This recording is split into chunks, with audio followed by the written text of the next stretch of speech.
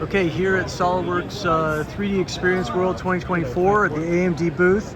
Lots of really compelling content and demos.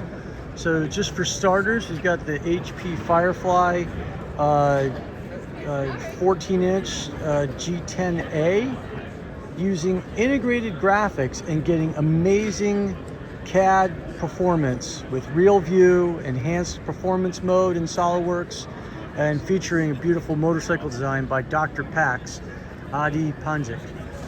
All right, and going down the line here, continuing with the HP theme, we've got the HP Z6G5A featuring the Threadripper Pro 7000WX series. That's driving a Radeon Pro W7800 card that's been running Visualize, and we've also have partnered with Sony this time to show a glasses-free 3D display. So it's not going to come through in this video, but you're actually seeing depth without glasses. It's tracking my eyes, so I was able to take the model out of Visualize and bring it into this display viewer, and we hope to see this come natively out of one of the 3D Experience platforms applications down the line. All right, so moving on, here I have a Lenovo ThinkPad P14S Gen 4 AMD, once again with the Ryzen processor and the integrated graphics, and decided to exercise the CPU on this case, doing FEA analysis, some simulation, SOLIDWORKS simulation work. The same laptop is also driving this other display. I've got the SOLIDWORKS CAD application featuring a hypersonic launchpad model courtesy of our friends at Eclectic Systems. So lots of cool content and hardware driving it. All right.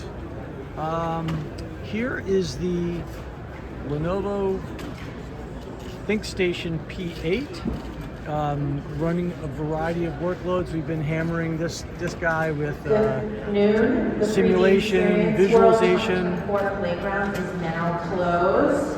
Thank you all for coming. Hope you enjoyed the show. Again, the playground is now closed. Thank you.